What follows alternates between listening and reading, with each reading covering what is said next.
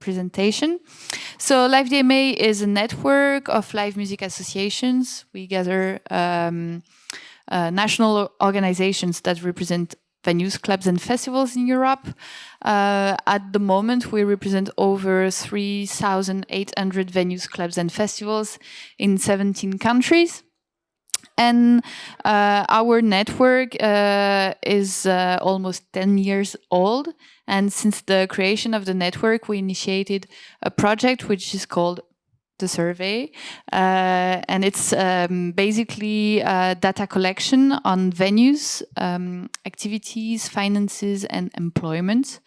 And with this survey, we are able to give an overview, a picture of what the live music sector looks like in Europe, and analyze the trends and the challenges and also the specificities country per country.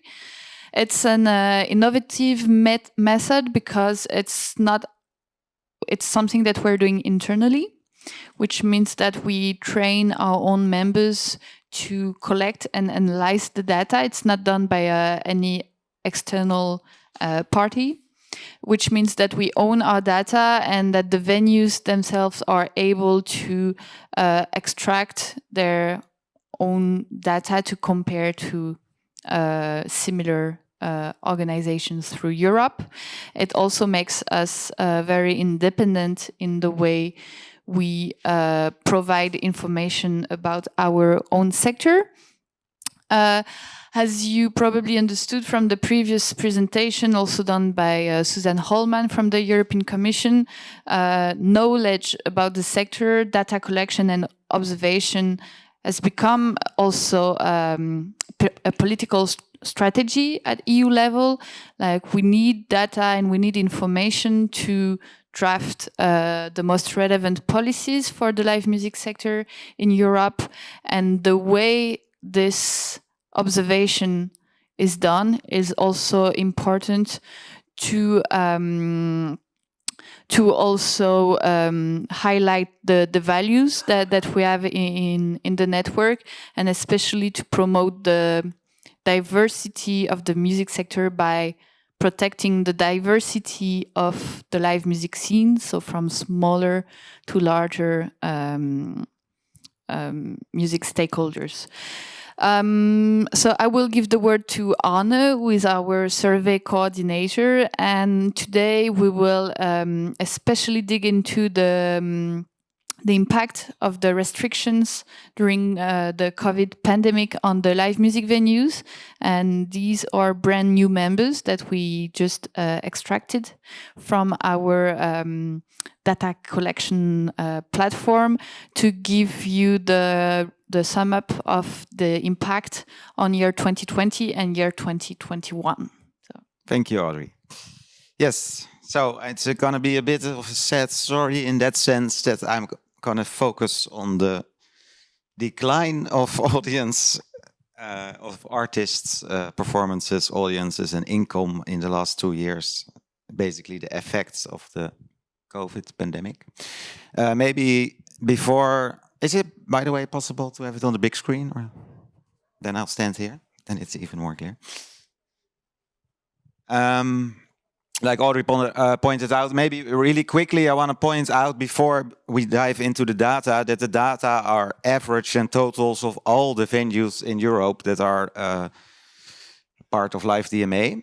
But the diversity of the venues is enormous. So the data that you will see, it will say something about all the venues together and sometimes an average.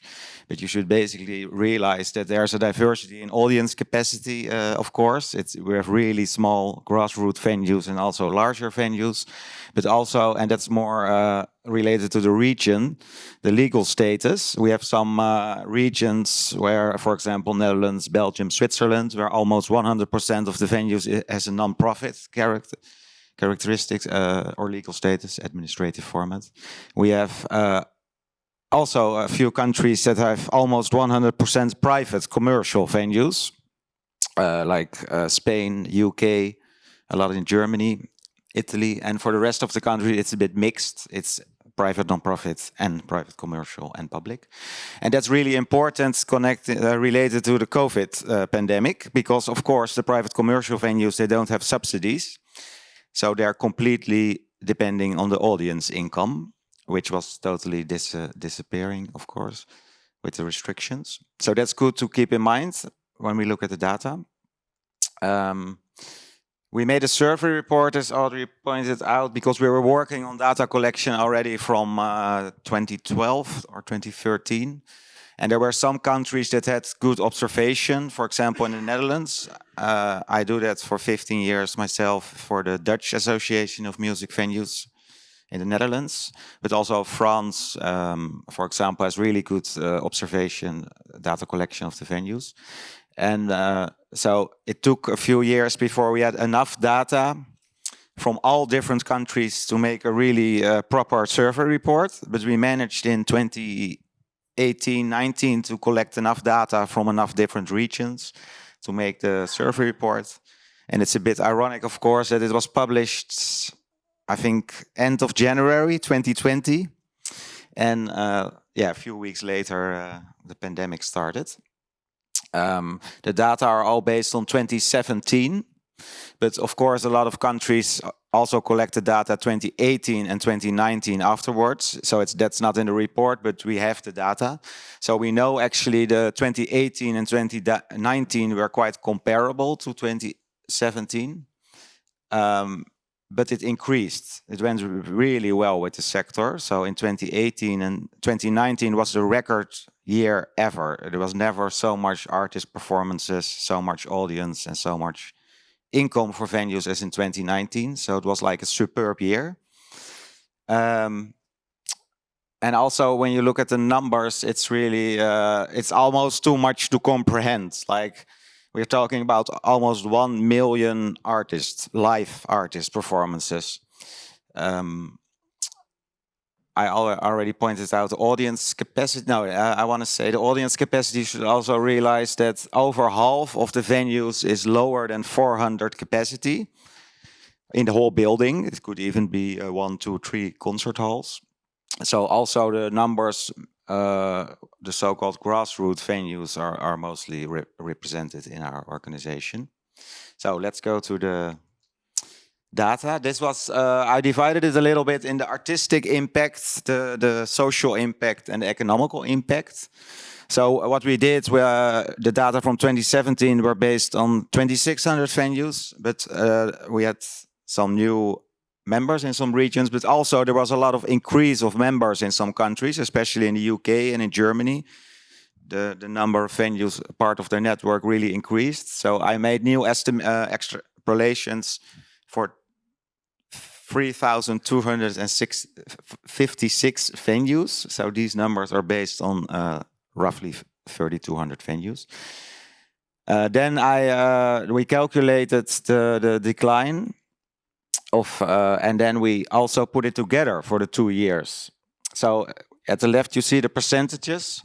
We know, for example, that there was 71% less music events and 78% less live music performances. And that's together for 2020 and 2021 together, it's 1.9 million less artist performances. And like I say, it's very abstract, but you just basically think of one show. Last night was really amazing for me as well, as Federica also pointed out. Like, for the first time in 1.5 years, I actually attended a standing concert without restrictions. And people, you saw what you see in numbers now. You should just close your eyes and see one gig in front of you. How much one gig already means to the artists and the performers. Like, you see the connection between, you see on stage what's happening, the creative process, you see the connection with the audience, you see people react to the show, you see telling their friends about it, you see, and if you think about that times 1.9 million, then you really realize how much was lost in the last 2 years. And how much artists didn't get a chance to develop their artistical skills, how much they didn't have a chance to connect to new audiences, to introduce themselves, etc., etc., etc.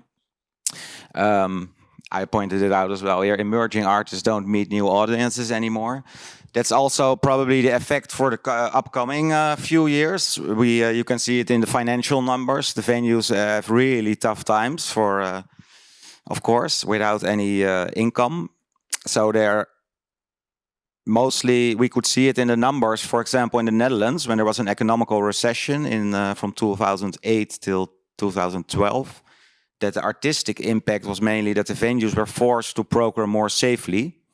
That means they take less financial risks to book shows with emerging artists. And I'm really afraid that the same thing will happen in the next 1 to 5 years. That because the venues are such in a tough financial situation, that it will mainly affect emerging artists because venues can take less financial risks. So this is something that will probably not recover and that's exactly why it's important. I heard a lot of panels about calls and funding for emerging artists to make the sector stronger. I think it's more important than ever if we want to recover the sector like it was. You can also see the effect here, one financial number here, there was at least 700 million less income for artists, like artist fees.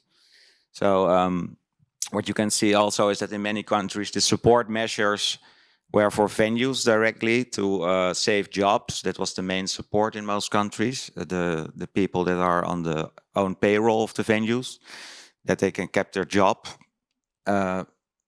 But the artists weren't paid anymore, of course. Most shows were postponed or cancelled, and most fees to artists weren't paid anymore. And they were not getting the money from the venues, so maybe they were depending on other support schemes.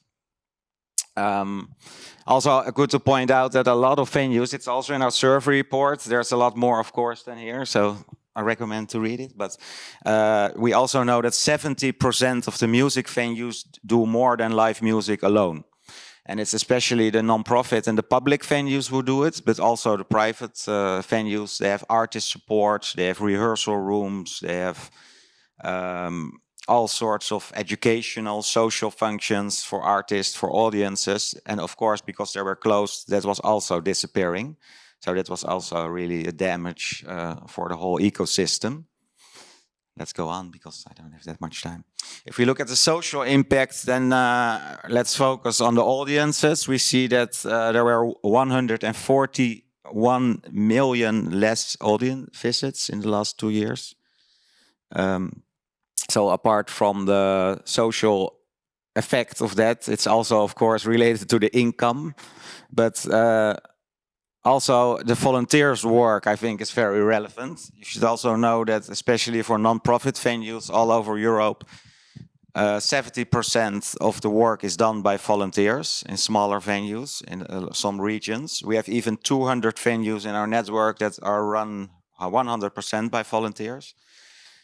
And yeah, well, they didn't go to the venues anymore. There was no social interaction or work. So that's many volunteers also left the venues permanently.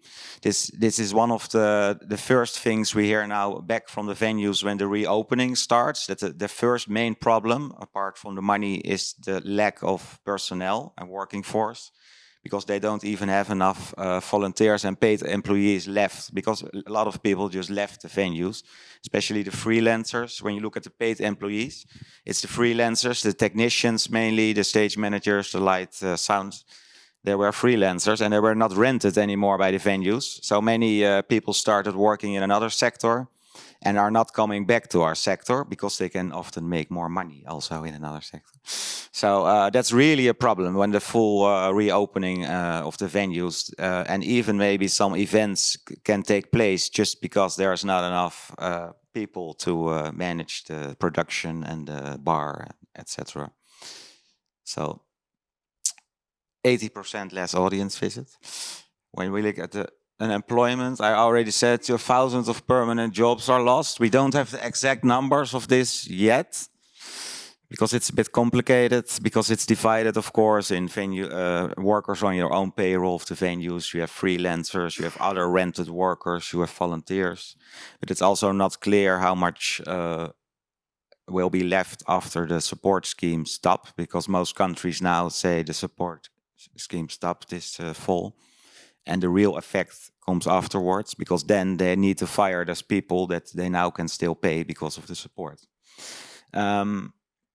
But we know it's thousands of jobs permanently lost, and also freelancers, of course, lost millions of paid hours. So many suppliers also want to point out the ecosystem. I mean, the venue is just a part of a chain, of course, connecting artists and audiences, but also the suppliers. We can see that in the financial numbers, like ticketing providers, marketing tools, booking agents are very important. They all lost their work and their income. And we can see that the whole infrastructure gets weaker. And it was already very fragile, our infrastructure of our sector, because it was really based on a lot of passion, volunteers work, low income, etc. So that will really further slow down the reopening and the recovery of the activities and the income, I think, if you have a lack of workers and really weaker infrastructure. You can see like the volunteers work is that important. But like I pointed out at the beginning, the diversity is so big. You have venues that have, one venue can provide like 400 paid jobs, but another venue works 100% with volunteers. So. The economical impact, we made some calculations. It's also very striking and said basically it's 3.1 billion euros less income at least. And you should also know, I'm only talking about 3,200 venues that are part of the Live DMA network. Of course, there are thousands of venues more across Europe that are not part of the Live DMA network. So we're probably talking about 25 billion less income for venues, of which a lot of that money was meant for artists and didn't go indirectly to the artists.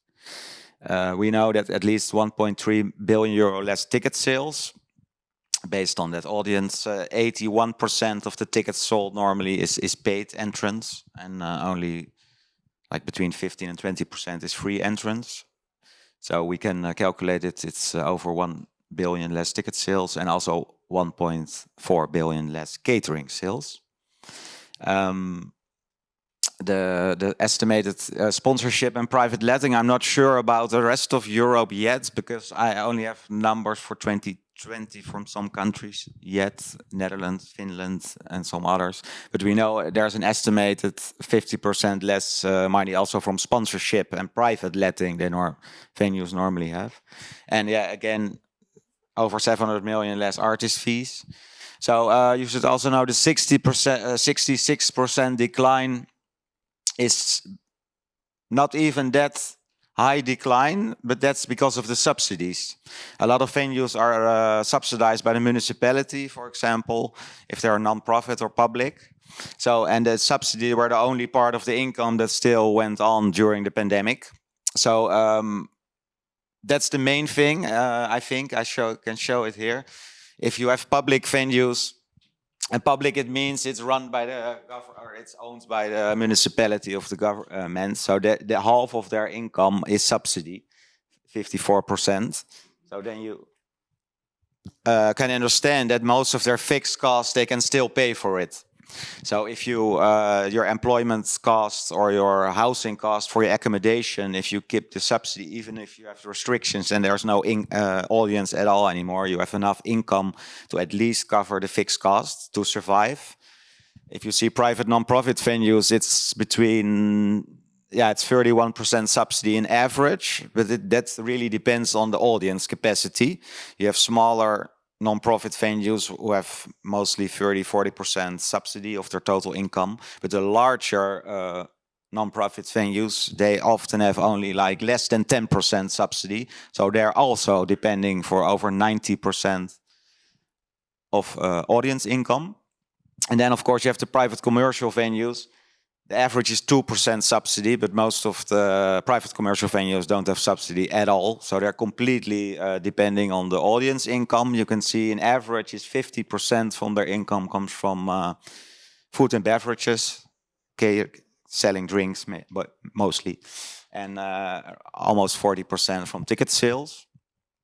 That's why I point out that the decline of income for the venues was 66%, including the subsidies. But if you only look at the own income of the venue, and that's relevant for most venues because most venues don't have subsidies. So this percentage is much more relevant for most venues. That almost 80% of their income was lost. Like I already said, mostly private commercial and larger venues have a high share of own income and a low share of subsidy. So maybe also have to point out that private commercial, it sounds commercial, but 70% of the private commercial venues has a capacity lower than 300. And also they're not profit driven. It's mostly just the legal status. They have the same common objectives and common practices as the non-profit venues. It's not people that want to drive in a bigger car and take the money. They take all the money they earn is invested mostly back into the music and the objectives of the venue. We can also see that because there's not much profit or something from last year's that was left. It was all invested back in the sector. I don't know if I have more sheets, but if you have any questions, you can already shout out. Let's see. Maybe this, yeah. Effects of the pandemic restriction. I also compare 2021 to 2020, and actually it's worse because, 2020 we were at the first 2 months, January, February are in general not the months that most income is made by the venues. It's very different per season. We know exactly per month. We did an extra survey on that. So we know that especially the months March, April, May are very important for the venues because then after that the festival season starts. And then the most important months for the venue are October and November. For some venues, even like 1/3 of their whole income is made in the fall, September, October, November. So. And I wasn't too optimistic in the estimations for the fourth quarter yet, because you see there's a lot of restrictions going away. But if you ask the venues and you look at the numbers, there's no international touring yet at all in this year.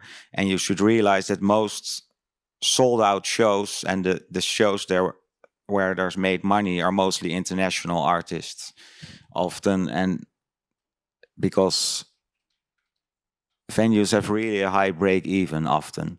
That's also what we saw on the restrictions, that if they have like only seated shows was the main restriction, and also the physical distancing, but also the limiting of the capacity. For example, in the Netherlands now they have still 75% capacity is only allowed, and that's not enough to break even for 80% of the events. So you really have to have 89% of your concert hall filled to have some money left that is not going like to the artists. We can also, when we compare the ticket sales and the program costs, we can do that in our survey report. We have a whole page about it because it also differs for small and larger venues. But we can see that basically 100% of all the ticket sales goes to the artist, goes to program costs. We also saw that change, of course, in the pandemic years, because even although there was such a decline of program costs, there was a higher decline of ticket sales. So there was more program costs per visit, and there was more program costs. And also you could see that the program costs were way over 100% from the ticket sales. So although there was already a very large decline of program costs that was venues paid to the artists, they even they paid more during the pandemic than before the pandemic. That's very ironic. So basically, but we accept it. It's quite the same 2020, 2021. But I think it's not recovering. And also in the first 2 quarters of 2022, it won't recover that much yet because of lack of international artists, some restrictions. Most venues have a COVID passport, so it's limited people to go. Maybe there's not enough trust from audience. They can program less because they have less workers, etc. So I think it's really because we had some good support measures in a lot of countries, But I think the real, it's the next 6 to 12 months is going to be the most exciting, because then when the support measures stop, we can see who really is going to survive, which venues, and what the effects will really be.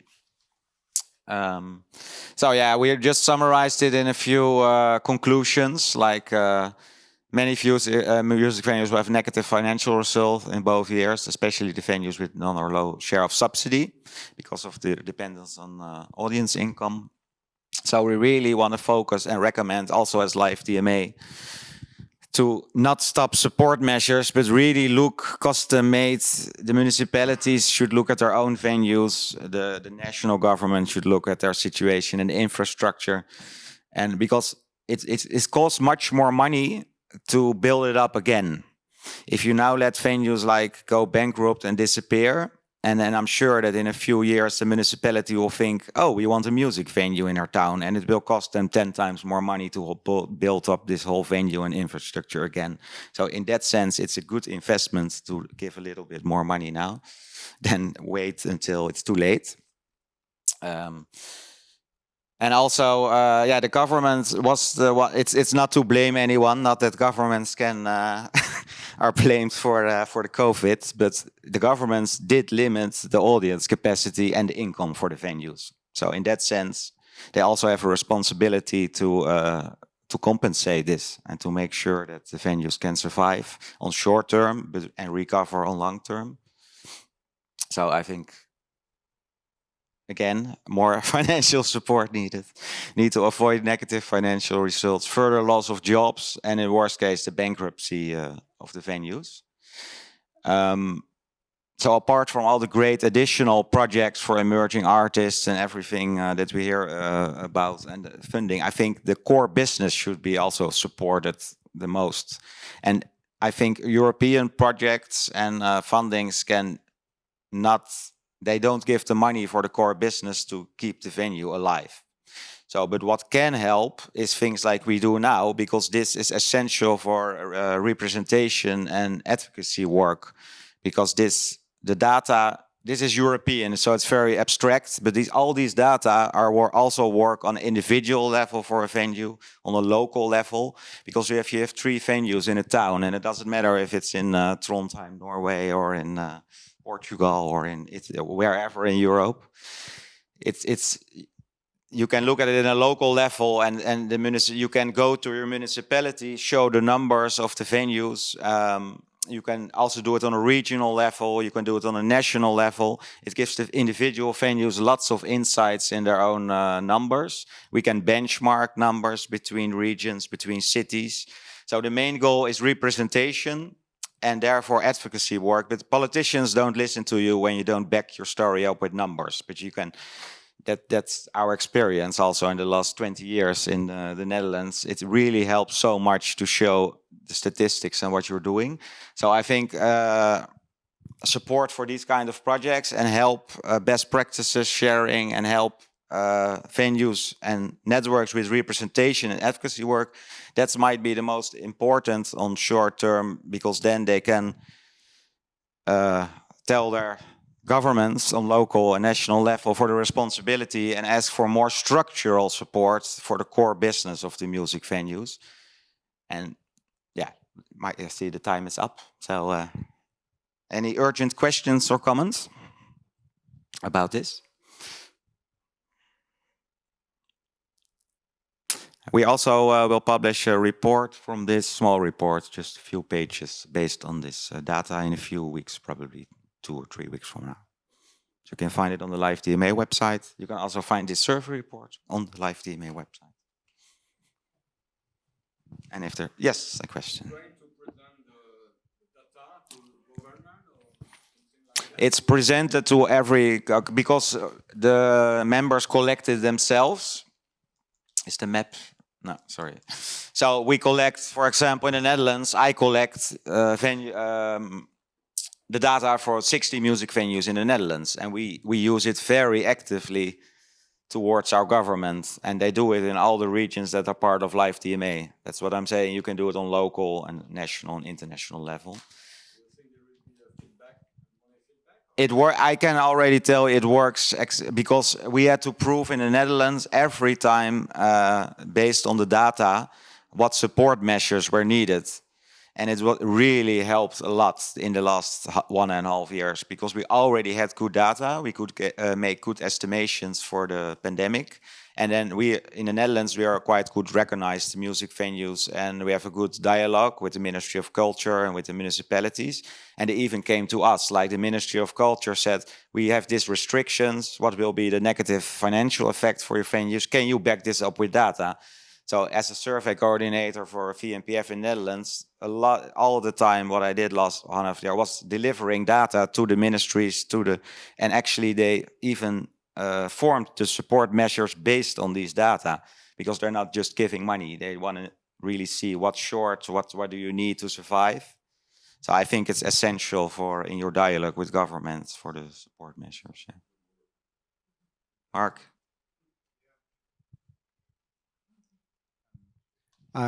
Maybe some of us heard when I were asking Susanne Hollmann from the EU in the last session if she would support, or if the European funding program would support a data collecting, national data collecting programs, let it call like that. I explained we had in a very bad situation of COVID, the lucky situation that in 2019 we were ready to approve a financing for the first data study ever we did all over Germany. Yeah, I know, yeah. So it really became a very thick work. And finally now we did the data and the data collection, the analyze on the year 2020.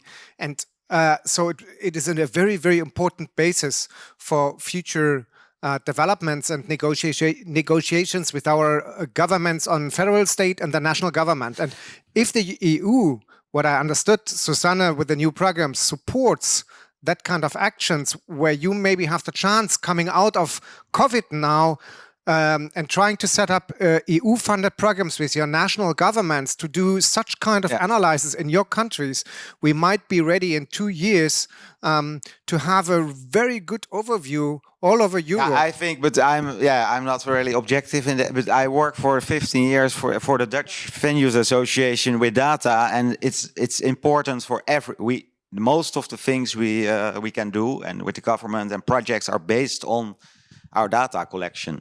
And it's also on other projects, like in the survey report we have numbers for gender of workers, for example. You need that to measure the improvement of the emancipation and diversity and inclusion. Emerging artists we have data from, we can measure that, it's also related. But especially the individual venues and the local and national networks, they use the data in their to get the recognition and the awareness.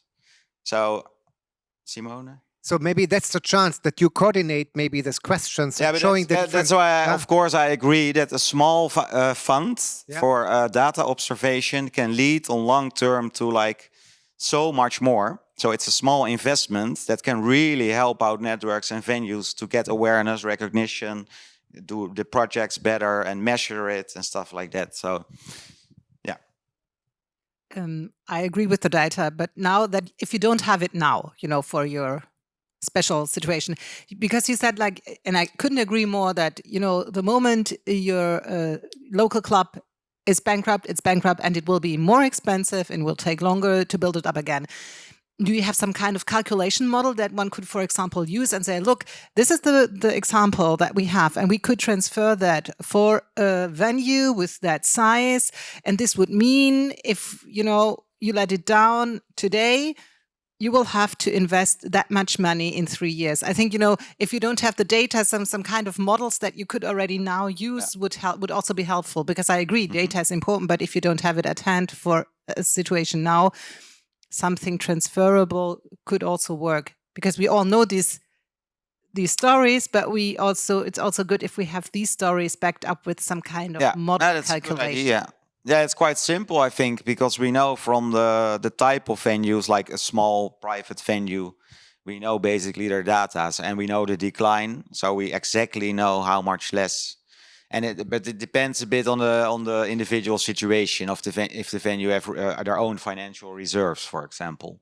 If they don't have any reserves, then a small loss in a year can already be devastating. But if they build up some reserves, they maybe can survive. It also depends on if they have a lot of hired workers. We also noticed that venues that have a lot of people on their own payroll, they were supported much better by governments because to keep the jobs. But on the other hand, the venues that only hired workers, the freelancers were really didn't get money anymore. But also the venue didn't have that costs anymore. So sometimes it's a bit harsh to say, like, because program costs are costs for venues. So basically, when the costs fall away during the crisis, it's a good thing for the venues because they don't have the costs anymore. But of course, it's really bad thing for the artists and for the whole sector.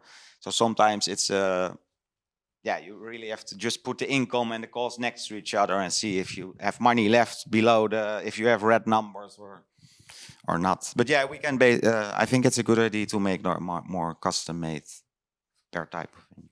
Sorry, I'm over time. I give back to Audrey. Thank you very much. Thank you, Arne. So now you know who Arne is for the ones who didn't know. So if you have more questions, don't hesitate to jump on it at the reception. We've got some survey here. And just to let you know that the next presentation is already started. So if you want to look at it, it's great. It's about audience development. That's in the room, which is on my right. So it has started and it lasts only 20 minutes. So don't miss it. Thank you.